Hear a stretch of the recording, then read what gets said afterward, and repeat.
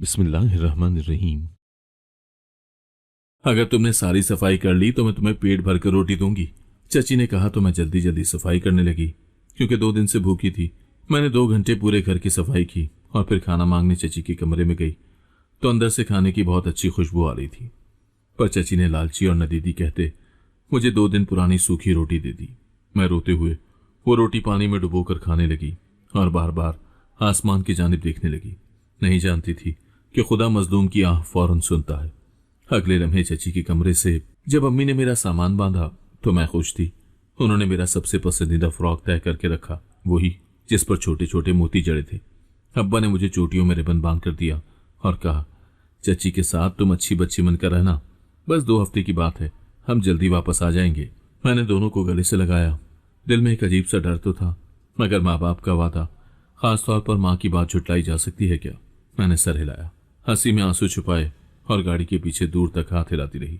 चाची के घर के सहन में दाखिल होते ही पहली बार जो हवा का झोंका मेरे चेहरे से टकराया वो अजनबियत की महक लिए हुए था। उनकी नजर जैसे ही मुझ पर पड़ी, उनके होंठों पर एक मसनूई मुस्कुराहट आई और फौरन बुझ भी गई। आ गई मुसीबत। वो बड़बड़ाई जैसे उनकी जबान फिसल गई हो, या शायद वो जानबूझकर कह रही थी ताकि मुझे सुन सके। मेरे दिल में पहली दरार उसी लम्हे पड़ी। चाची का घर वही था जहां मैं बचपन में अम्मी के साथ आती थी। वही सहन, वही नीम का पेड़, वही पुरानी कच्ची दीवारें, मगर अब सब कुछ बदला बदला लग रहा था। कमरों में खामोशी थी और खामोशी में जैसे कोई छुपा हुआ जहर था। चाची ने कहा, कपड़े रख दो अंदर वाले कमरे में और अपने जूते दरवाजे के बाहर ही उतार दो, यहाँ गंदगी फैलाने की आदत ना हो तुम्हें। मैं चुपचाप अंदर गई। कमरा छोटा और बंद सा था।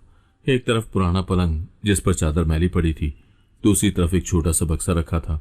मैंने अपना बैग रख दिया और खिड़की के पर्दे हटाकर बाहर झांका, लेकिन वहां सिर्फ खुश्क मिट्टी और एक बकरी बंधी थी जो अपनी जंजीर से लड़ने की नाकाम कोशिश में मगन थी।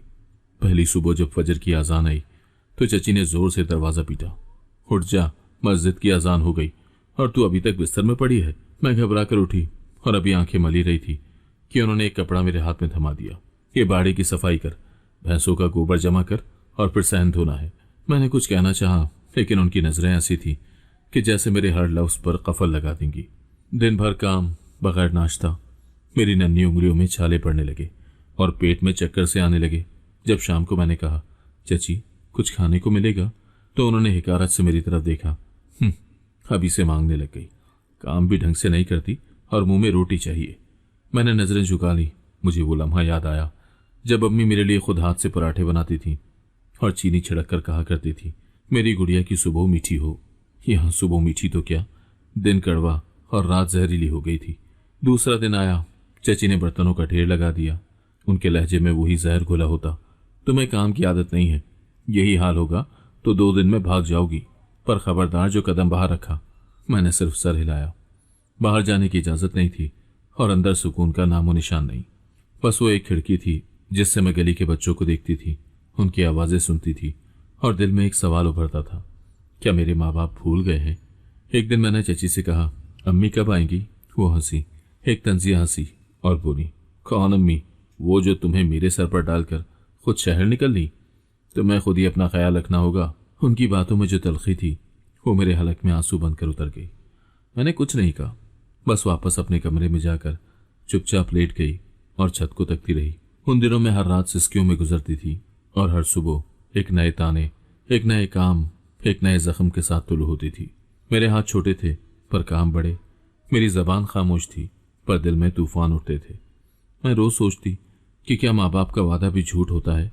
क्या 2 हफ्ते इतने लंबे होते हैं कि उनका हिसाब घड़ी से नहीं दुख से करना पड़े? 2 हफ्ते मेरी उम्र से कुछ साल चुरा ले गए। वही 2 हफ्ते जिन्हें बचपन के सादा दिन बनना था, मेरे अंदर एक ऐसी दरार छोड़ गए जिसमें मेरे कह कहे, मेरे ख्वाब, मेरी जबान, मेरी उम्मीदें सब दफन हो गए। मैं सिर्फ एक बच्ची नहीं रही थी, मैं एक खामोश सजा में बदल चुकी थी। एक ऐसी सजा जो मैंने किसी जुर्म के बगैर पाई थी। खिड़की के बाहर शाम का सूरज आहिस्ता आहिस्ता झुक रहा था और गली के बच्चे शोर मचाते, हंसते दौड़ते फिर रहे थे। एक लड़की लड्डू खेल रही थी और एक लड़का अपने कपड़े झाड़ता हुआ फिर से भागने को तैयार था। कुछ बच्चे लकड़ी की छोटी सी बॉल से क्रिकेट खेल रहे थे और हर बार जब वो बॉल मेरी खिड़की के करीब आती, मैं दिल में चाहती कि दरवाजा खोलकर नीचे जाऊं और उनमें शामिल हो जाऊं। पर चाची का हुक्म था, लड़कियां गलियों में नहीं घूमती। उनका अंदाज ऐसा होता जैसे गली का मतलब सिर्फ जिल्लत हो, जैसे बाहर की हवा लड़कियों को नापाक कर देती हो। एक दिन मैंने हिम्मत करके कहा भी, चची थोड़ी देर खेला हूं। उन्होंने तिनक कर जवाब दिया, खेलना है तो जा, गलियों में जाकर नाम खराब कर, लोगों को ताने देने का मौका दे। फिर न कहना कि मैंने रोका नहीं था। मैं चुप हो गई और वही पुरानी खिड़की मेरा वाहिद दरवाजा बन गई दुनिया से जुड़ने का। मैं वहां खड़ी रहती, नीचे झांकती, कभी मुस्कुराकर किसी बच्चे की खुशी चोरी कर लेती, कभी दिल में उनकी हंसी का अक्स उतार लेती। लेकिन जितनी देर वहां खड़ी रहती उतनी ही ज्यादा चची की आंखें मुझे घूरती थी। चची की बेटी फराह बाहर जा सकती थी। वो बाजार जाकर चिप्स खाती, सहेलियों के साथ हंसती, कभी कभार बाजार से छोटे छोटे रंगीन क्लिप ले आती। पर मेरे हिस्से में सिर्फ झाड़ू, पोंछा, गोबर और बर्तन आए, और वो भी चची के ताने साथ लिए। ये क्या सफाई है? तेरा दिमाग बाहर खिड़की पर है या यहाँ काम पर? इधर आ, वो प्लेट साफ नहीं हुई। जैसे तेरे दिल में मैल है वैसी ही ये प्लेट है। इतनी देर से खड़ी क्यों है खिड़की पर? कोई तेरा इंतजार कर रहा है क्या? ये जुमले मेरे कानों में कील बनकर पैवस्त हो चुके थे। मैं छोटी थी, मगर इतनी समझ तो जरूर आ चुकी थी कि मैं यहाँ सिर्फ काम करने के लिए हूँ। सांस लेने के लिए भी इजाजत लेना पड़ती है। कभी कभार दिल करता कि किसी से बात करूं, दिल के अंदर जो घुटन है वो किसी को सुना दूं, पर वहां तो सिर्फ दीवारें थी जिन्हें चुप रहने की आदत थी। कभी पुराने गुड्डे गुड़िया निकाल कर उनसे बात करती, जैसे वो मेरा दुख सुन सकते हो। उनसे कहती, देखो ना, वो सब बाहर खेल रहे हैं और मैं यहाँ बंद हूँ। अगर माँ यहाँ होती तो ऐसा कभी ना हो पाता। और मैं खुद ही अपने अल्फाज पर रो पड़ती।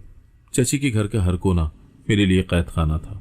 किचन में सिर्फ बर्तनों की चमक थी, उनका शोर और जलते तेल की बू, सहन में गोबर की बदबू और मेरी फटी चप्पलों की चाप।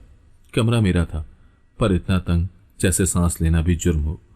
और खिड़की, वो वाहिद रास्ता थी मेरे ख्वाबों का, पर वो भी एक दिन चची ने बंद कर दी। हर वक्त खिड़की पर खड़ी रहती है, जैसे किसी को बुला रही हो। शर्म नहीं आती? तेरे माँ बाप ने तुझे यही सिखाया है? उन्होंने जोर से पर्दा खींच दिया और खिड़की की चरखनी चढ़ा दी। उस लम्हे मुझे लगा जैसे किसी ने मेरा दिल बंद कर दिया हो, जैसे किसी ने मेरी छोटी सी उम्मीद को कैद कर दिया हो। उन दिनों में बार बार आईना देखती, अपनी आंखों में वो चमक ढूंढती जो कभी अम्मी के साथ होते हुए होती थी, पर अब वो आंखें बुझ चुकी थी, जैसे उनमें रोशनी खत्म हो गई हो। कपड़ों पर मैल था, दिल में दर्द और जबान पर खामोशी। फरा अक्सर मेरे सामने अपने नए खिलौने रखती और उनसे खेलती। वो जानती थी कि मुझे देखकर जलन होगी और चची को यह मंजर अच्छा लगता था। एक दिन जब फरा ने कहा, ये मेरी नई गुड़िया है, तुम्हें तो खेलना भी नहीं आता, तो मैंने गुड़िया की तरफ देखा, फिर अपने हाथों की झुर्रियों को, और बस सर झुका लिया। मैं उस रात चुपके से रोई। वो गुड़िया मुझे नहीं चाहिए थी। मुझे वो वक्त वापस चाहिए था जब मैं माँ की गोद में थी, जब बाहर जाने की इजाजत मांगनी नहीं पड़ती थी। मुझे याद है एक रात बहुत जोर की बारिश हुई, खिड़की के कोने से पानी अंदर आ रहा था। मैं चुपके से उठी, चटखानी खोली और खिड़की थोड़ी सी खोल दी ताकि बारिश को महसूस कर सकूं, जैसे आसमान मेरी तन्हाई को धो रहा हो। मैंने हाथ बाहर निकाला, कतरे मेरी हथेली पर गिरे और मेरी आंखों से भी बरसात बरसने लगी। वो लम्हा मेरी वाहिद खुशी था उन दिनों में।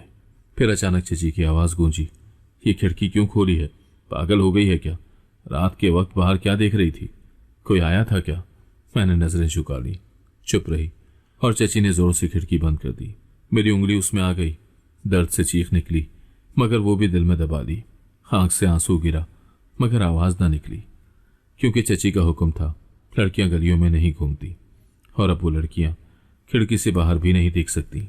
2 दिन हो चुके थे, न नाश्ता न खाना, सिर्फ चाय की एक प्याली जो चची ने जबरदस्ती धोए गए बर्तनों के बाद मेरे हाथ में दे दी थी। वो भी इतनी कड़वी कि हलक से नीचे न उतरे, पर पेट की आग किसी जहर को भी निवाला समझकर निगल लेती है। उन दिनों मेरा जिस्म हल्का पर सर भारी होता जा रहा था। काम के दौरान बार बार चक्कर आते, कभी झुककर झाड़ू लगाती तो सामने अंधेरा छा जाता। आंखों में जलन और मैदे में गुड़गुड़ाहट ने जैसे जिस्म को बिजली की वायरिंग में बदल दिया हो। हर लम्हा एक करंट सा दौड़ता। चची के कमरे से अक्सर खाने की खुशबू आती, सालन में तली हुई प्याज की महक, गरम तंदूर की रोटी की भाप और फराह के कह कहे, सब एक ही लम्हे में मुझे चकरा कर रख देते। वो मजे से कोरमा खाती, नरगिसी कोफ्ते की खुशबू सहन तक फैलती, और मैं अंदर चुपचाप फर्श पर बैठी अपनी सांसें गिनने लगती। उस दिन जब चची ने झाड़ू मेरे हाथ में थमाया और कहा, अगर सारी सफाई कर ली तो पेट भर कर रोटी दूंगी, तो जैसे मेरे अंदर की थकी हुई जान को एक नया सहारा मिल गया। मैं झाड़ू लेकर कमरे कमरे फिरती रही, फर्श, दीवारों के नीचे, पंखे के परों तक साफ किए, गोबर उठाया, बाथरूम धोया, सहन में पानी का छिड़काव किया। मेरा सारा जिस्म पसीने से भीगा हुआ था। पैरों की उंगलियां चप्पल के बगैर जमीन में रगड़ खा रही थी। मैं खुद को मशीन समझ चुकी थी, बस चलती जा रही थी, क्योंकि आखिर में रोटी मिलनी थी। मुझे उम्मीद थी, वो उम्मीद जो भूखे बच्चे को रोटी की सूरत दिखती है, और शायद इसीलिए मैं 2 घंटे बगैर रुके, बगैर सुस्ताए काम करती रही। जब काम खत्म कर चुकी तो चची के कमरे की तरफ बढ़ी। दरवाजा आहिस्ता से खोला, अंदर कदम रखा तो एक लम्हे को रुक गई। कोरमे की खुशबू कमरे में रची हुई थी। चची के सामने चांदी की प्लेट थी, जिसमें भाप उड़ाती हुई रोटियां और कोरमा रखा था। फरा नाज नखरे से एक एक निवाला बनाकर मुंह में रख रही थी और हंसी में नाज घोल रही थी। मैंने चची से नजरें मिलाई। कमजोरी से लड़खड़ाती आवाज में कहा, चची, सफाई हो गई। वो एक लम्हे के लिए मेरी तरफ देखी, फिर हाथ बढ़ाकर कमरे के कोने से एक मैली सी पोटली उठाई। उसमें से 2 दिन पुरानी खुश्क और सख्त रोटी निकाली। वो रोटी जो शायद भैंस को भी न दी जाती। मेरे हाथ पर रखती हुई बोली, जा बाहर जाकर खा। मैंने उनकी आंखों में झांक कर देखा। शायद कुछ और कहने की हिम्मत पैदा हो, लेकिन वहां सिर्फ सर्दी थी, पत्थर जैसी बेहिसी। मैंने कुछ न कहा, बस रोटी लेकर बाहर आ गई। सहन के एक कोने में जाकर बैठ गई। धूप तेज थी, जमीन गर्म, मगर मैंने रोटी को थामे रखा जैसे वो खजाना हो। मैंने कुएं से एक मिट्टी के प्याले में पानी लिया और रोटी को उसमें डुबोया ताकि थोड़ी नरम हो जाए। पहला निवाला हलक में फंस गया। आंखों में आंसू आ गए, पर मैंने उन्हें वापस अंदर धकेल दिया। किसी को मेरी कमजोरी देखने का हक नहीं था। एक तरफ कोरमे की महक मुझे चबा रही थी और दूसरी तरफ हाथ में बासी रोटी जो मेरे पेट की आग तो बुझा रही थी, मगर दिल की भूख को और तेज कर रही थी। मैं लालची हूं न दीदी? मैंने खुद से पूछा, जैसे कोई मेरे अंदर से बोल रहा हो। क्या भूख भी एक गुनाह है? मेरे अंदर एक जंग जारी थी। जिस्म रोटी पर झुका हुआ और रूह किसी अनदेखी दीवार से सर टकरा रही थी। उसी लम्हे एक कुत्ता भागते हुए मेरे पास आ गया। मेरी रोटी की खुशबू शायद उसे भी खींच लाई थी। उसकी आंखों में वही सवाल था जो मेरी आंखों में छुपा था, क्या हम भी जीने के हकदार नहीं? मैंने रोटी का एक टुकड़ा तोड़कर उसके सामने फेंका। वो लपका और एक पल में निकल गया। शायद पहली बार मैंने किसी को अपनी रोटी का हिस्सा दिया, क्योंकि मेरी भूख से ज्यादा उसकी आंखों की मासूमियत चीख रही थी। और तब जैसे आसमान ने मेरी फरियाद सुनी हो, हवा में अचानक ठंडी सी घुल गई। मैंने सर उठाकर ऊपर देखा। नीला आसमान, खामोश, और फिर कहीं न कहीं दिल को सुकून देने वाला। चची के कहकाए अंदर से उभरते रहे। फराह के नखरे, कोरमे की खुशबू, सब मेरी बेबसी का मजाक उड़ा रहे थे। लेकिन मैंने वो आखिरी निवाला पानी में डुबोकर खाया और दिल में एक वादा किया, एक दिन आएगा जब रोटी मेरे हाथ में होगी, मगर मेरे दिल में दर्द नहीं होगा। सुबह का वक्त था। आसमान पर हल्की रोशनी फैल रही थी। मैं हस्बे मामूल फजर के बाद बाड़े की तरफ निकली। हाथ में झाड़ू, चेहरे पर नींद का बोझ, जिस्म पर पिछले दिन की थकान। चची ने रात को कहा था, सुबह सूरज से पहले बाड़ा साफ हो जाना चाहिए, वरना नाश्ता भूल जाना। नाश्ता तो वैसे भी मेरी किस्मत में कब था, मगर फिर भी ये शर्त सुनकर मेरा दिल और डूब गया था। बाड़े में दाखिल होते ही एक अजीब सी खामोशी ने मेरा इस्तकबाल किया। भैंसें बैठी थी, हदमुई आंखें सुस्ती में डूबी हुई, मगर कुछ और भी था वहां। एक साया जो दीवार के पीछे हल्का सा हिल रहा था। मैंने नजर घुमाई तो वो गांव का मिस्त्री सामने आ गया, जो अक्सर चची के कामों के बहाने हमारे घर आता था। उसकी नजरें हमेशा अजीब सी होती, जैसे अंदर तक झांकने की कोशिश कर रही हूं। पहले भी वो कई बार मेरे करीब आने की कोशिश कर चुका था, लेकिन चची को कुछ कहना हमेशा बेकार लगता, क्योंकि उनके नजदीक मैं ही हर मसले की जड़ थी। उस दिन वो दीवार के साथ टेक लगाए खड़ा था, मुझे देखकर मुस्कुराया और आहिस्ता से बोला, सुबह सुबह अकेली, बड़ी हिम्मत है तेरी। मैंने नजर चुराई और जल्दी से काम शुरू किया। झाड़ू जमीन पर मारने लगी, जैसे उसकी आवाज से वो डर कर चला जाए, मगर वो वहीं था, अपनी जगह से ना हिला। फिर अचानक उसने कदम आगे बढ़ाया। मैंने पीछे हटने की कोशिश की, मगर उसने मेरा हाथ पकड़ लिया। मेरे जिस्म में जैसे करंट सा दौड़ा। छोड़ो मुझे, मैं जोर से चीखी, पर उसकी गिरफ्त सख्त होती गई। उसकी सांसें मेरे चेहरे पर महसूस हो रही थी और आंखों में एक दरिंदगी चमक रही थी।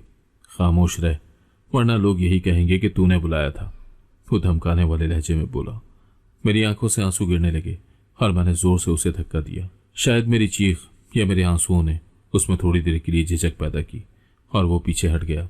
मैं दुपट्टा संभालती, लड़खड़ाती दौड़ती हुई सहन में आ गई। चची अंदर चारपाई पर बैठी दूध पका रही थी। मैंने हाँफते हुए उनके सामने जाकर कहा, चची, वो मिस्त्री, उसने। मेरी आवाज कांप रही थी, अल्फाज जबान से लड़खड़ा रहे थे, पर मेरी आंखें सब कुछ कह रही थी। चची ने एक लम्हा मेरी तरफ देखा, फिर पूरी ताकत से मेरे गाल पर थप्पड़ मारा। मेरी गर्दन एक तरफ को झटक गई, आंखों के आगे अंधेरा छा गया। बेगैरत, उनकी आवाज गूंजी। तू ही बुलाती होगी उसे, सुबह सुबह वहां क्या लेने गई थी अकेली? कोई शर्म है या नहीं? मैंने आंखों में जमा आंसू जब्त करने की कोशिश की, लेकिन दिल का बोझ लबों से निकल आया। चची, मैं तो सफाई के लिए गई थी, वो खुद आ गया। बस जबान बंद रख, हम पर इल्जाम लगाएगी, हमारा घर बदनाम करेगी। अभी जाके लोगों को बता दे कि हमारी बच्ची मर्दों को बुलाती है। उनकी चीखों ने जैसे मेरी रूह को फाड़ कर रख दिया। मेरे अंदर जो बचा कुचा यकीन था इंसाफ पर, वो भी उसी लम्हे टूट गया। मुझे लगा जैसे जमीन मेरे कदमों के नीचे से निकल गई हो। मैं खामोश खड़ी रही। गाल जल रहा था, पर अंदर का दर्द उससे कहीं ज्यादा था। सिर्फ जिस्म नहीं, मेरी रूह पर चोट लगी थी, क्योंकि मैंने पहली बार अपने लिए आवाज बुलंद की थी और बदले में तमाचा पाया था। वो दिन मेरे लिए एक दर्ज बन गया। औरत होना जुर्म है, कमजोर होना सबसे बड़ा गुनाह। यहां ना तुम्हारे लफ्जों की कीमत है, ना आंखों के आंसुओं की। अगर कुछ मायने रखता है तो बस खामोशी, एक ऐसी खामोशी जो हर जुल्म को सहने की इजाजत देती है, लेकिन चीखने पर बदकिरदार बना देती है। चची ने उस दिन के बाद मुझसे बात करना भी बंद कर दी, काम का बोझ और बढ़ा दिया। बर्तन धोने के बाद जब हाथ में खराशें पड़ जाती तो वो कहती, यही तेरा नसीब है और कुछ नहीं। मैंने आहिस्ता आहिस्ता बोलना ही छोड़ दिया। न किसी से बात करती, न नजर मिलाती। हर सुबह बाड़े में जाते हुए दिल कांपता, हर दरवाजा खोलने से पहले दिल दहलता। उस दिन के बाद मैंने एक बात अपने दिल पर नक्श कर ली थी, यहां सच बोलना बेवकूफ़ी है। यहां चीखने वाली लड़की बदकिरदार कहलाती है और जुल्म सहने वाली बुर्दबार। और मैं बस एक खामोश लड़की बन गई थी, जो रोज जख्मी होती पर जबान बंद रखती। चची का भाई अक्सर घर आता, कभी सब्जी लेकर, कभी दूध लेने के बहाने, और कभी बस चची से गपशप करने। मगर मुझे मालूम था कि उसके आने का असल मकसद कुछ और था। वो मेरी मौजूदगी का फायदा उठाता। जब कोई न देख रहा होता तब मेरे करीब आता। इब्तिदा में वो बस कंधे को हाथ लगाकर गुजर जाता, फिर हाथ थामने लगा, फिर बहाने से कमरे में बुला लेता कि कभी अलमारी साफ करवा लो। मेरी उम्र उतनी ना थी कि सब कुछ समझ सकूं, लेकिन जितना समझती उतना ही डर जाती। उसकी आंखें जैसे मेरे वजूद को नोच रही हूं। जब वो नजदीक आता मेरा दिल जोर जोर से धड़कने लगता, जैसे जिस्म खुद ही अलार्म दे रहा हो। मैं फौरन बहाना करके निकलने की कोशिश करती, मगर वो रोक लेता, नरमी से लेकिन सख्त लहजे में कहता, चची से कुछ ना कहना, वो नहीं मानेगी, तुझी पर इल्जाम आएगा। और मुझे मालूम था कि वो ठीक कह रहा है, क्योंकि एक बार जब मैंने हिम्मत करके सच बोलने की कोशिश की तो मेरे साथ जो हुआ वो अल्फाज में बयान करना मुश्किल है। उस दिन वो चची के कमरे में था, मैं सहन में कपड़े धो रही थी। उसने चची को आवाज दी और कहा, इसे भेज दो, कुछ चीजें ऊपर रखवानी है, भारी है, मेरी कमर में दर्द है। चची ने मुझे पुकारा और कहा, जा उनकी मदद कर और ज्यादा ताकत ना लगाना। मैं दिल में माँ को याद करती, दुआ करती और सहमे कदमों से अंदर गई। वो पहले ही दरवाजा नींव बंद किए बैठा था। जब मैं अंदर पहुंची उसने दरवाजा बंद कर दिया। मैं घबरा गई। चची को आवाज दूं? मैंने लरसती आवाज में कहा, अरे ओ छोटे कद वाली, डर क्यों रही है? मैं तेरा चचा हूं, कुछ नहीं कहूंगा। उसने जबरदस्ती हाथ मेरे बाजू पर रखा। मेरा पूरा जिस्म सुन हो गया। मैंने हाथ झटक कर दरवाजे की तरफ दौड़ लगा दी और चीखने लगी। शोर सुनकर चची अंदर आई। मैंने रोते हुए सब कह दिया, जो कुछ वो करता रहा, जो नजरों से कहता रहा और जो छूने की कोशिश करता रहा। चची की आंखों में जरा सा भी यकीन न था। उनका चेहरा पहले तो साकत रहा, फिर अचानक उनकी आंखों में एक तपिश से चमकी और वो गुर्राई, बंद कर अपनी जबान। तू है कौन जो मेरे भाई पर इल्जाम लगाए? मेरे सगे भाई को गंदे इरादे की तोहमत दे दी? मैंने हाथ जोड़ दिए। चची, खुदा के लिए मेरी बात का यकीन करें, मैं झूठ नहीं बोल रही। बस कर, हर मर्द तुझे ही क्यों छेड़ता है? हर जगह तू ही क्यों मजलूम बनती है? तू पाकबाज है, बाकी सब गलत। चची की चीख में नफरत नहीं, बेरहमी थी। फिर वो बात जो मेरी आखिरी चीख बनी, वो बोली, याद रख, अब अगर जबान खोली तो घर से बाहर फेंक दूंगी। तेरे जैसी लड़कियां घर बर्बाद करती हैं, शरीफों पर इल्जाम लगाकर। मेरे कानों में उनके अल्फाज जहर बनकर उतरे। मैं चंद लम्हे उन्हें देखती रही। उनकी आंखों में एक बार फिर अपनी सच्चाई को तलाश करने की कोशिश की, मगर वहां सिर्फ शक, हिकारत और गुस्सा था। मैं कमरे से बाहर निकल गई। मेरे कदम जमीन पर नहीं, कहीं खला में थे। जिस्म हल्का लग रहा था, जैसे मेरी रूह मेरी पीठ पीछे छोड़ आई हो। उस दिन के बाद चची का सलूक मजीद सख्त हो गया। वो हर बात पर जता देती, मेरी इज्जत को दुआओं के लायक समझ, वरना निकाल दूंगी तुझे। चची का भाई अब और भी बेखौफ हो गया था। अब उसे मालूम था कि मैं खामोश हो चुकी हूं और खामोश लड़कियों को चुप रहने की सजा मिलती रहती है। मेरे दिल में एक अजीब सा खला भर गया था। न चीखने की हिम्मत रही, न आंसुओं का जोर। मैं जैसे पत्थर बन गई थी। न किसी से नजरें मिलाती, न किसी बात पर जवाब देती। हर रोज मेरी आंखें दरवाजे पर लगी रहती कि माँ आए, मुझे वापस ले जाए, या कोई मौजज़ा हो और कुछ बदल जाए। लेकिन कुछ नहीं बदला, सिर्फ मेरी आवाज़ मर गई। अब जब वो करीब आता, मैं सहम कर आंखें बंद कर लेती, माँ का तस्वुर करती, उनकी गोद, उनकी आवाज़, उनका लम्स। मेरी हड्डियां जवान होने से पहले ही थक गई थी। मेरा दिल उम्र से पहले ही बूढ़ा हो चुका था। मैं कोई लड़की नहीं रही थी, बस एक जिस्म थी जिसे दुनिया ने अपनी बेरहमी से काटना शुरू कर दिया था। और जबान थी जो दफन हो चुकी थी हमेशा के लिए। वो दिन मेरी आखिरी चीख था, आखिरी लफ्ज, आखिरी फरियाद। उसके बाद मैं एक साए की तरह घर में चलती, नजर न आती, सुनाई न देती। दुनिया में रहते हुए दुनिया से कट चुकी थी, क्योंकि औरत होना मेरे लिए सिर्फ एक सजा बन गया था, और कमजोर होना वो गुनाह जिसकी तलाफी शायद सारी उम्र भी ना हो सके। चची ने जब मुझे देखा कि मैं अब खामोश हो चुकी हूं, कोई जवाब ही नहीं देती, कोई गिला शिकायत नहीं करती, तो वो और भी बेबाक हो गई थी। उनके लिए अब मैं सिर्फ एक बोझ थी, एक ऐसी लड़की जो उनके घर में पड़ी थी और जिसकी मौजूदगी उनके लिए शर्म का बायस बनती जा रही थी। अब वो खुलेआम मुझे ताने देती थी, काश तेरी माँ तुझे अपने साथ ले गई होती, मेरे नसीब में तुझ जैसी बदनसीबी ना होती। फिर एक दिन वो वक्त भी आ गया जिसका मुझे बरसों से डर था। चची ने मेरे वालिदैन को बुलवाया। वजह ये बताई कि मैं गांव में बदनाम हो चुकी हूँ, हर किसी से नजरें मिलाकर बात करती हूँ, चोरी छुपे मर्दों से मिलती हूँ, और उनके मुताबिक मैं उनके घर के लायक नहीं रही। जब अम्मी और अब्बा पहुंचे तो मुझे इत्तला तक न दी गई। मैं सहन में कपड़े धो रही थी जब उनके कदमों की चाप सुनी। दिल में एक अजीब सी खुशी की लहर उठी कि शायद अब वो मुझे लेने आए हैं, शायद मेरा दुख खत्म होने को है। लेकिन जैसे ही मैं अंदर गई, चची की आवाज मेरे कानों से टकराई। हमने तुम पर एहसान किया कि तुम्हारी बेटी को अपने घर रखा, मगर ये लड़की, ये तो हर किसी को इशारे करती है, हर मर्द से नजरें मिलाती है। गांव वाले बातें बनाने लगे हैं, कल कला अगर भाग गई तो इल्जाम मुझ पर आएगा। मेरी सांस रुक गई, मेरी टांगें कांपने लगी। मैंने नजरें अम्मी की तरफ दौड़ाई, पर उनकी निगाहें फर्श में कड़ी हुई थी, जैसे वो सुनना नहीं चाहती, जैसे वो मुझे देख ही नहीं रही। अब्बा ने मुझे घूर कर देखा और बिना कुछ कहे, बिना मेरा एक लफ्ज सुने, जोर से मेरे गाल पर थप्पड़ मारा। मेरा सर एक तरफ को झटक गया और मैं जमीन पर गिर पड़ी। वो थप्पड़ सिर्फ हाथ का नहीं, बरसों के रिश्ते के इनकार का था। मेरे सच की मौत थी। हमें शर्मिंदा कर दिया तुमने, अब्बा धाड़े। हमने तुम्हें अमानत समझकर भेजा था और तुमने हमारी इज्जत दो कौड़ी की करवा दी। मैं कुछ कहना चाहती थी, जबान हिलाना चाहती थी, कह सकूं कि मैंने किसी को नहीं बुलाया, किसी को नहीं छेड़ा, किसी को इशारे नहीं किए। मैंने सिर्फ जुल्म बर्दाश्त किए, पर आवाज जैसे गले में ही दब गई थी। लफ्ज निकलने से पहले ही आंखों से बहने लगे। अम्मी ने एक लम्हे को मेरी तरफ देखा। उनकी आंखों में एक नमी सी आई, लेकिन फौरन ही नजरें फेर ली, जैसे मेरा वजूद ही उनके लिए बोझ बन चुका हो। उसी शाम फैसला हो गया। मुझे शहर ले जाना तो दूर की बात, अब्बा ने चची से कहा, आप बेहतर समझती हैं, जैसे चाहे करें, हमें कुछ नहीं कहना। चची ने एक जान पहचान के दर्जी का नाम लिया, जो गांव के ही बाजार में दुकान करता था। उसकी उम्र मुझसे 20 साल ज्यादा थी और ये उसकी तीसरी शादी थी। 2 बीवियां उसे छोड़ चुकी थी, ये कहकर कि वो मर्द नहीं है। किसी ने मुझसे न पूछा कि क्या मैं राजी हूं, किसी ने ये तक न सोचा कि मैं इतनी छोटी हूं, निकाह का मतलब भी पूरा नहीं समझती। सबने बस एक ही बात कही, बदनामी को निकाह से छुपाया जाता है।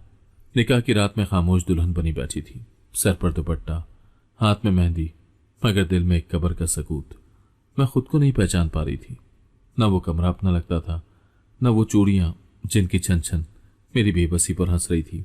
मेरे शौहर ने मेरे पास आकर सबसे पहले जो बात कही वो धमकी थी, मोहब्बत नहीं। अगर किसी को कुछ बताया तो जमीन में गाड़ दूंगा। वैसे भी तेरा किरदार कैसा है सब जानते हैं। तेरे माँ बाप ने तुझे मेरे हवाले किया क्योंकि उन्हें खुद तुझ पर एतबार नहीं रहा। मैंने कुछ नहीं कहा, मैंने सिर्फ दीवार को देखा जिस पर एक पुराना कैलेंडर लटक रहा था। उस पर औरतों का कोई वजूद नहीं था, बस मर्दों के इक़्तिदार की तस्वीरें थी। मैंने सोचा कि मेरी जिंदगी अब इस कैलेंडर की तरह है, वक्त के साथ बदलती नहीं, बस एक सस्ता इश्तहार बनकर लटकती रहती है। अगली सुबह मैं ससुराल गई, जहां 2 कच्चे कमरे मेरा नया कैद खाना थे। न कोई मान न इज्जत, सिर्फ वो खामोशी जो अब मेरे अंदर ही नहीं मेरे गिर्द भी बसी हुई थी। उस खामोशी में एक अजियत थी और एक एतराफ कि मेरी आवाज जो कभी मेरे हक के लिए बुलंद हुई थी अब सिर्फ अंदर की घुटन में दफन रहती थी।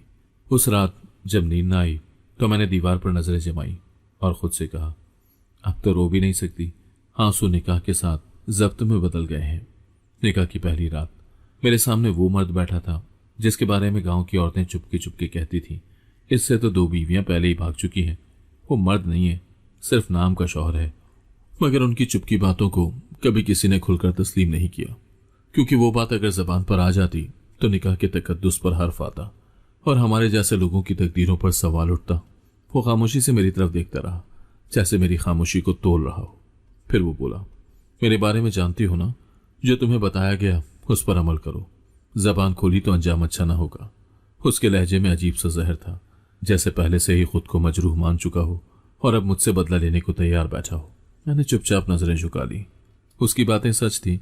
मुझे निकाह के चंद दिनों में ही अंदाजा हो गया था कि वो सिर्फ जिस्मानी तौर पर ही नहीं, जहनी तौर पर भी एक शिकस्त खुर्दा इंसान था।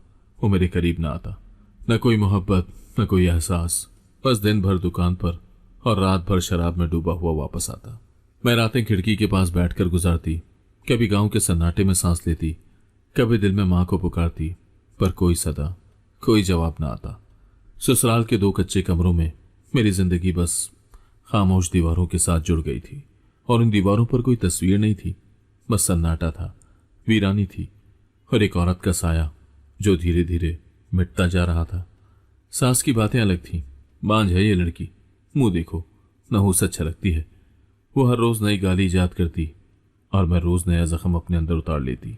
मैं कुछ न कहती, क्योंकि सच बोलने का हशर मैं पहले ही देख चुकी थी। एक दिन हद हो गई। सास ने फिर वही ताना दोहराया, बेटा चाहिए, मगर ये तो खोटा सिक्का है, ना नस्ल दे सकती है ना इज्जत। मेरे अंदर का लावा फटने के करीब था।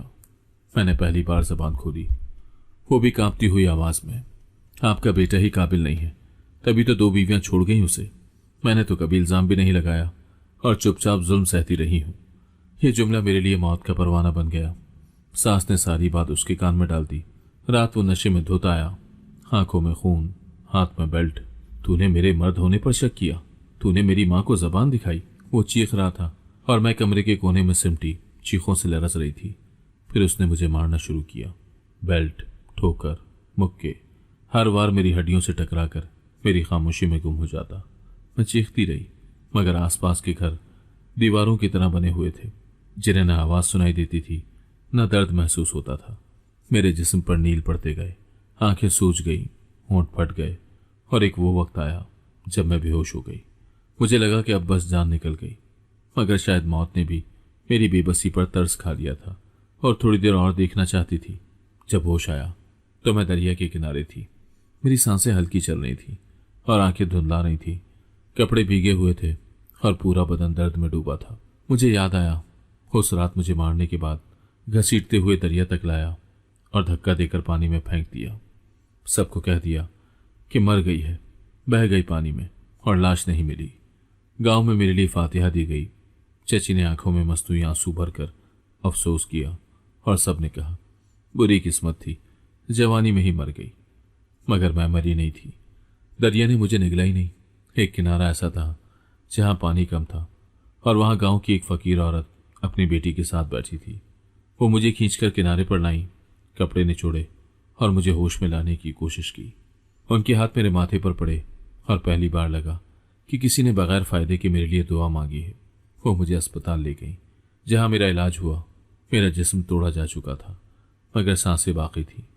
मुझे बताया गया कि बच जाने को मुआवजा कहते हैं, मगर मैं जानती थी कि मेरे बचने के पीछे कोई दुआ नहीं, कोई करामत नहीं, सिर्फ वो बदनसीबी थी जो अभी मुकम्मल ना हुई थी। मेरी कहानी अभी खत्म नहीं हुई थी, बस एक नए बाब की तैयारी कर रही थी और अगला बाब शायद मुझे फिर जिंदा होने का मौका देने वाला था। मेरी आंख खुली तो एक छत नजर आई जिस पर पंखा आहिस्ता आहिस्ता घूम रहा था। हल्की सी रोशनी कमरे में फैली हुई थी और एक कोने में कुर्सी पर बैठी औरत तस्बीह पढ़ रही थी। मेरे जिस्म में दर्द था, ऐसा दर्द जैसे हड्डी से कोई बोझ हटाकर दोबारा जोड़ा गया हो। मैं बोलना चाहती थी, पर जबान जैसे किसी ने सिल दी हो। कुछ देर के बाद उस औरत ने मेरी तरफ देखा आंखों में सवाल नहीं, हमदर्दी थी। बेटी, होश आ गया? उसने पानी का गिलास बढ़ाया। मैंने कांपते हाथों से पकड़ा, एक घूंट पिया तो लगा कि जैसे मैं वाकई जिंदा हूं। ये वही फकीर औरत थी जो दरिया के किनारे मिली थी। उसने मुझे अस्पताल पहुंचाया, मेरे जख्मों पर मरहम रखा, मेरे नंगे वजूद को कपड़े दिए और मेरे सहमे दिल को थोड़ा सा हौसला दिया। कई दिन तक मैं बिस्तर पर पड़ी रही, बोली नहीं, बस छत को देखती और दिल ही दिल में खुद से कहती, अब नहीं रोना। लेकिन अंदर एक जंग जारी थी। जख्म सिर्फ जिस्म पर नहीं थे, रूह पर थे। जो चीज बार बार मुझे जकड़ती थी वो जुमले थे जो मेरे पीछे छोड़ दिए गए थे। मर गई है, बदकिरदार थी, घर वालों ने भी छोड़ दिया था, अपने लायक निकाह हुआ था, मुकद्दर ही खराब था। अस्पताल से निकलने के बाद फकीर औरत ने कहा, बेटी, मेरे पास कुछ नहीं है, लेकिन तू चाहे तो मेरे साथ शहर चल सकती है, वहां शायद नौकरी मिल जाए। मैंने सर हिला दिया। मेरे पास खोने को कुछ नहीं था। शहर की रोशनियों में उम्मीद कम और धुआं ज्यादा था। पर हम एक पुराने मोहल्ले में पहुंचे जहां दिन में शोर, रात में सन्नाटा था। वो फकीरनी मुझे एक छोटे होटल में ले गई। मालिक से बात की, सफाई का काम है, दिन भर झाड़ू, रात को बर्तन, पैसे कम है पर गुजारा हो जाएगा। पहला दिन मुश्किल था, दूसरा दिन अजियत और तीसरा दिन इम्तिहान। रात को मालिक ने मुझे आवाज दी, इधर आ, एक बात करनी है। मैं उसके पीछे पीछे कमरे में गई। दरवाजा बंद हुआ तो उसने कहा, 2 घंटे अंदर रहो तो पूरी तनख्वाह मिलेगी। ये जुमला मेरे जिस्म से ज्यादा मेरी रूह को चीर गया। मैं पीछे हटी, आंखों में आंसू, दिल में जहर, जबान पर सिर्फ एक जुमला था, मुझे इज्जत चाहिए, रोटी नहीं। और भाग निकली नंगे पांव, गलियों से, रात के अंधेरे से, उस धुएं से जो मेरी सांसों को दबोच रहा था। अगली पनाह एक मदरसा था। दरवाजे पर लगी तख्ती पर लिखा था, यतीम बच्चों के लिए रिहाइश और तालीम का इंतजाम। दिल को तसल्ली हुई। मैं अंदर गई, चादर संभाली और कहा, पनाह चाहिए। उस्ताद ने पहले मेरी हालत देखी, फिर नाम पूछा, फिर कहा, पढ़ना आता है? नहीं, लेकिन सीखना चाहती हूँ। सिर्फ रहने को जगह चाहिए, बस इज्जत दे दे। चंद दिन सब ठीक रहा, मुझे कपड़े मिले, खाना मिला, छत मिली। फिर एक रात वो उस्ताद दरवाजे पर आया, आवाज दी, बेटी, जरा बात सुनना। मैं उठी, बाहर निकली तो उसकी नजरें वही थी जो मैं पहले देख चुकी थी। उसके लहजे में वही जहर जो होटल में पी चुकी थी। पनाह सिर्फ रहने से नहीं मिलती, कुछ देना भी पड़ता है। मैंने कदम पीछे खींचे, वो आगे बढ़ा, मैं भाग पड़ी, फिर से नंगे पैर, जख्मों के साथ, धड़कते दिल के साथ। रास्ते में बारिश होने लगी और मैंने किसी दरवाजे पर दस्तक नहीं दी। बस एक पुराना स्कूल नजर आया। दरवाजा खुला था, मैं अंदर दाखिल हो गई। चौकीदार ने मुझे देखा और पूछा, कौन हो तुम?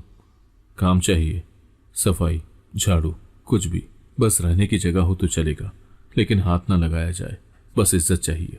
उसने प्रिंसिपल से बात की। अगले दिन मुझे स्कूल में झाड़ू पोंछे का काम मिल गया। तनख्वाह बहुत ही कम थी, लेकिन पहली बार मुझे लगा कि मैं इंसान हूँ, कोई चीज नहीं।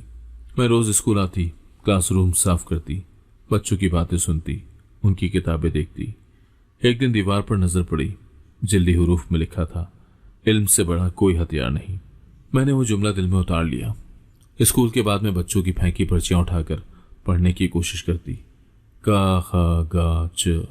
हुरूफ मेरे लिए पहली बार अपने मायने खोलने लगे। एक दिन एक टीचर ने मुझे किताब दी, ये तुम रख लो अगर सीखना चाहती हो तो। और मैंने उस दिन वही सफाई करने वाले हाथ इल्म की ताकत से जोड़ दिए। मेरी सांसें अब बोझ नहीं, एक जंग बन चुकी थी। एक जंग जो मैं हर दिन जीतने लगी थी, जिसमें दुख अभी बाकी थे, मगर अब मैं टूटने के लिए नहीं, बढ़ने के लिए सांस ले रही थी।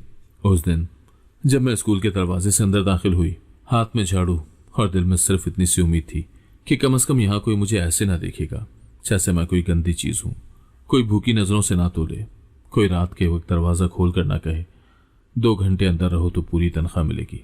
स्कूल पुराना था, मगर दीवारों पर रंग ताजा था। सुबह के वक्त बच्चों की आवाजें गूंजती थी और उनकी हंसी जैसे मुझे किसी और दुनिया में ले जाती थी। ये वो दुनिया थी जो मैंने कभी नहीं देखी थी, न जिसमें मुझे जीने का हक मिला था। यहाँ बच्चे बस्ते उठाए, यूनिफॉर्म पहने, साफ सुथरे कपड़ों में खुशी खुशी क्लास की तरफ जाते थे। मैं उनको देखती तो एक अनजाने दुख के साथ मुस्कुरा देती, जैसे उनकी मुस्कुराहट मुझे कुछ देर के लिए जीने की मोहलत दे रही हो। मेरी ड्यूटी क्लासरूम्स की सफाई थी। रोज सुबह में फर्श धोती, बेंचों पर कपड़ा मारती, खिड़कियों के शीशे साफ करती और बच्चों के गिरे कागजात चुनती। उन्हीं कागजों में कभी कभी ऐसे अल्फाज मिल जाते जो मेरे लिए किसी खजाने से कम ना थे।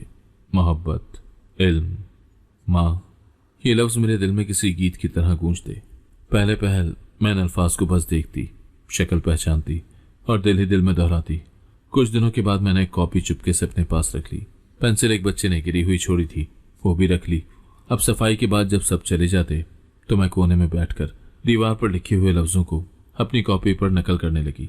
एक दिन मेरी नज़र स्कूल की एक दीवार पर पड़ी जहां बड़े बड़े अल्फाज में लिखा था, इल्म से बड़ा कोई हथियार नहीं। इस जुमले ने जैसे मुझे झंझोड़ दिया, पूरा जिस्म थरथरा गया। मैंने झाड़ू एक तरफ रखी और उस जुमले को बार बार पढ़ने की कोशिश की। मुझे सारे लफ्ज समझ नहीं आ रहे थे, पर इल्म, बड़ा और हथियार जैसे लफ्जों ने मेरी पुरानी यादें हिला दी। कितने सालों से मैं सिर्फ जिस्म के जख्मों से लड़ रही थी, मगर कभी किसी ने बताया नहीं था कि असल लड़ाई जहन की होती है। किसी ने नहीं सिखाया था कि अल्फाज तलवार से ज्यादा काटदार होते हैं और किताबें उस कैद से ज्यादा ताकतवर होती हैं जहां मेरा वजूद बंद रहा। उस दिन के बाद मैंने सफाई के काम को सिर्फ जरिया मौज नहीं, इल्म तक पहुंचने का जरिया बना लिया। मैं स्कूल में सबसे पहले आती और सबके जाने के बाद सबसे आखिर में जाती। बच्चों के बिछाए हुए नोट्स, गिराई हुई कापियां, पुरानी किताबों के फटे सफ़े सब मेरे लिए खजाने बन गए। मैं एक एक सफ़ा संभाल कर रखती, रात को उसी रोशनी में पढ़ने की कोशिश करती जो सड़क के खंबे से मेरे कमरे में आती थी। एक दिन एक टीचर ने मुझे क्लासरूम में बैठे देखा। मेरे हाथ में बच्चों की उर्दू की किताब थी और मैं बेआवाज होंठों से अल्फाज दोहरा रही थी। वो रुकी, मुस्कुराई और बोली, पढ़ना आता है तुम्हें? मैंने नजरें झुकाकर कहा, नहीं, लेकिन सीखना चाहती हूँ। उन्होंने एक लम्हा मेरी तरफ देखा, फिर परस से एक छोटी सी कॉपी निकाली और मुझे दी। ये रख लो और जब भी वक्त मिले इसमें लिखने की कोशिश करना। मेरे लिए वो कॉपी और कलम किसी तोहफे से कम न थे। मैंने उसे आंखों से लगा लिया। दिल में जैसे चराग सा जल गया। अब मैं हर रात उसमें नए नए लफ्ज लिखने की कोशिश करती, फिर दिन में दीवारों से, किताबों से, बच्चों से उन लफ्जों को जोड़ने लगती। कुछ हफ्ते के बाद मुझे पहला जुमला लिखना आ गया, मेरा नाम। मैंने कई बार वो जुमला लिखा, फिर चुपके से दीवार पर बनी तख्ती को देखकर दूसरा जुमला लिखा, इल्म रोशनी है। मेरी उंगलियां कांप रही थी, लेकिन दिल मुस्कुरा रहा था। अब मुझे सफाई करते हुए दुख नहीं होता था। झाड़ू मेरे हाथ में था, पर निगाहें अल्फाज की तलाश में होती। मैं फर्श पर पड़े छोटे छोटे लफ्जों को कीमती समझकर चुनती, जैसे कोई फकीर सोना चुन रहा हो। कभी कभार जब बच्चे पढ़ते वक्त ऊंची आवाज में दोहराते तो मैं कान लगाकर सुनती, फिर वही अल्फाज खुद से दोहराती। मेरे लिए वही आवाजें दुआ बन गई। रफ्ता रफ्ता स्कूल में सबको मालूम हो गया कि मैं पढ़ने की कोशिश कर रही हूँ। कुछ ने मजाक बनाया, कुछ ने नजरअंदाज किया, लेकिन चंद लोग ऐसे भी थे जो मुझे खामोशी से रास्ता दे देते, जैसे मान गए हों कि मेरे इरादे हारने वालों जैसे नहीं। मैं अब रोज क्लासरूम में जाकर तख्ती पर लिखे गए जुमले पढ़ती और अपनी कॉपी पर नकल करती। अलिफ से अनार, बे से बकरी, ते से तरबूज, ये सब मेरी नई दुनिया के दरवाजे थे और मैं हर रोज एक कदम अंदर रखती। पहली बार मुझे लगा कि शायद मैं कुछ बन सकती हूँ। शायद मेरी कहानी सिर्फ चीखों की नहीं, सबकों की भी हो सकती है। किताबें मेरी दोस्त बन गई थी और मैंने खुद से एक वादा किया कि एक दिन मैं पढ़ाऊंगी, एक दिन मैं किसी और बच्ची को वो सब दूंगी जो मुझसे छीन लिया गया। और उस दिन जब मैंने पहली बार बगैर देखे एक जुमला पूरा लिखा, मेरे आंसू खामोशी से कॉपी पर गिरे और मैंने दिल से कहा, अब मैं सिर्फ सफाई वाली नहीं हूँ, अब मैं सीखने वाली हूँ और सिखाने वाली बनूंगी। इम्तिहान देना मेरे लिए सिर्फ कागजों पर सवाल का जवाब लिखने का अमल नहीं था, ये बरसों की खामोश चीखों का एक ऐलान था। हर सवाल, हर लफ्ज जैसे मेरी कहानी का एक सफ़ा था। जब नतीजा आया और मेरा नाम कामयाब उम्मीदवारों की फहरिस्त में था तो मेरी आंखों से बेआवाज आंसू बह निकले, मगर ये आंसू शिकस्त के नहीं थे, ये इनाम की पहली बारिश थी। फिर मैंने हिम्मत की और प्राइवेट दाखिला लेकर FA और BA किया। वो दिन भी याद है जब स्कूल में झाड़ू देती, शाम को बच्चों को पढ़ाती और रात को थकी हड्डियों के साथ चराग के नीचे बैठकर किताबें खोलती। मेरी आंखें नींद से बोझल होती, लेकिन दिल में एक रोशनी जलती रहती थी। हर मजमून, हर सफ़ा मेरी ज़ात का एक नया तारुफ था। जब BA का इम्तहान पास किया तो वो सिर्फ सनद नहीं थी, मेरी बका का ऐलान थी। मैंने दुखों की ज़बान से पढ़ा था और हौसले से डिग्री हासिल की थी। कुछ ही दिनों के बाद स्कूल इंतज़ामिया ने मुझे बुलाया, वही स्कूल जहाँ कभी मैं झाड़ू पकड़कर सफाई करती थी, अब मुझे उस्ताद की कुर्सी पेश कर रहा था। पहली बार जब मैं बच्चों के सामने खड़ी हुई मेरा दिल धड़का जरूर, मगर खौफ नहीं था, सिर्फ फख्र था। मैंने वो कलम थामा जो कभी सिर्फ ख्वाब में सोचा था। अब मैं बच्चों को सिर्फ पढ़ाती नहीं थी, उनको जीने का हुनर सिखाती हूँ। मैंने अपनी किस्मत को शिकस्त दी है, आंसू नहीं बहाए, बस हौसला रखा, और यही सिखाती हूँ कि राख से रोशनी निकाली जा सकती है अगर दिल में यकीन, हाथ में कलम और आंख में ख्वाब बाकी हो। दफ्तर का दरवाजा खुला तो मैंने सर उठाया और सामने चची को पाया। उनके हाथ में एक बच्ची का हाथ, चेहरा झुका हुआ, कदम लरसते हुए। मेरी नजर उन पर पड़ी तो वो ठिठक गई, जैसे वक्त ने उनके कदम रोक दिए हों। उनकी आंखों में बरसों का पछतावा तैरने लगा और होंठ कपकपाते हुए बस इतना बोल पाए, मुझे माफ कर दो। मैं कुछ लम्हे चुप रही और सिर्फ देखती रही। वही चची जिन्होंने मुझे बासी रोटी देकर दरवाजे से बाहर धकेल दिया था, आज वो रहम मांगने आई थी। अब वो लोगों के घरों में बर्तन मांजती थी जिनके दर पर मैं किसी वक्त प्यास, भूख और इज्जत की भीख मांगा करती थी। उनके साथ खड़ी बच्ची ने मुझे मासूम नजरों से देखा, जैसे वो सब कुछ ना समझते हुए भी दिल से कुछ महसूस कर रही हो। मैंने नरमी से कहा, आपकी पोती को दाखिला मिलेगा। चची की आंखें भर आईं और वो खामोशी से सर झुका गई। मैंने बच्ची का हाथ थामा और क्लास की तरफ बढ़ गई, क्योंकि वक्त का पहिया पलट चुका था और अब फैसला मेरे हाथ में था। चची की आवाज लरज रही थी जब उन्होंने पूछा, इसे दाखिला मिलेगा? उनकी आंखों में खौफ था, वही खौफ जो किसी वक्त मेरे अंदर था। एक लम्हे को मैंने सोचा कि काश वो ये सवाल उस वक्त पूछती जब मैं 2 दिन की भूखी उनके दरवाजे पर खड़ी थी, सफाई के बाद रोटी मांग रही थी। मैंने सांस ली, दिल में कई जख्म एक साथ हरे हुए, लेकिन मेरी आवाज में सिर्फ नरमी थी। जरूर इसका बचपन सफाई के बदले रोटी मांगने वाला नहीं होगा। उनकी नजरें झुक गईं, जैसे जमीन पर अपनी नदामत दफन कर रही हूं। वो कुछ न बोली, सिर्फ एक तवील खामोशी में खड़ी रही। मैंने बच्ची का हाथ थामा, उसके छोटे नरम हाथ में वही थरथराहट थी जो बरसों पहले मेरे वजूद में थी। मैं उसे देखकर मुस्कुराई और बगैर कुछ और कहे उसे लेकर क्लास की तरफ चल पड़ी। मेरे कदम हल्के थे पर दिल वजनी। माजी मेरे पीछे झुक गया था और मुस्तकबिल मेरे साथ चल रहा था। दिल में सोचा कि मकाफात अमल वो होता है जो जबान से कहने की जरूरत ही न पड़े। वो आंखों, चुप और झुके सरों से खुद बोलता है, जैसे आज चची बोल रही थी बिना कुछ कहे। और मैं अब सिर्फ एक उस्तानी नहीं थी, मैं वो फैसला थी जो वक्त ने मेरे हक में लिखा था, बदले के बगैर, सिर्फ इंसाफ के साथ। अगर आपको आज की कहानी पसंद आई है तो वीडियो को जरूर लाइक कीजिएगा और अपने दोस्तों के साथ भी शेयर कीजिएगा। और हां, अगर आपने अभी तक हमारा चैनल सब्सक्राइब नहीं किया तो जरूर सब्सक्राइब करें। मिलते हैं कल एक नई और दिलचस्प कहानी के साथ। अल्लाह हाफिज।